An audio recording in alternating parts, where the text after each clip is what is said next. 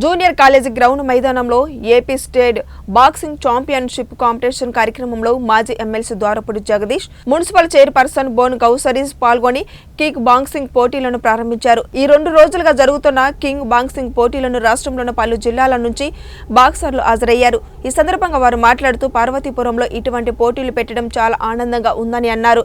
ఆటల్లో కూడా పార్వతీపురం ముందంజలో ఉండాలని, అందుకు అనుగుణంగా ఇటువంటి పోటీలు నిర్వహించడం యువతకి ఉపయోగకరంగా ఉంటుందని ఆకాంక్షించారు. ఇది చాలా హర్షణీయం, హర్షించదగిన సమయం. ఇది ఈ ఈవెంట్ స్ఫూర్తిగా తీసుకోవడమే కాకుండా ప్రభుత్వం కూడా ఖచ్చితంగా ఇలాంటి ఈవెంట్స్ ఆర్గనైజ్ చేయడానికి, ఈ స్పోర్ట్స్ కూడా డెవలప్ చేయడానికి ముందుకు వస్తే ఇంకా బాగుంటుందని, యూత్ లో కూడా ఖచ్చితంగా ఇవాళ ఏదైనా కూడా హెల్త్ అన్నది ఖచ్చితంగా ఇవాళ ఒక మెయిన్ ఈవెంట్ అయింది. దీంట్లో ఫిజికల్ ఫిట్నెస్ కానీ ఇవన్నిటి గురించి కూడా హెల్త్ అన్నది దీంట్లో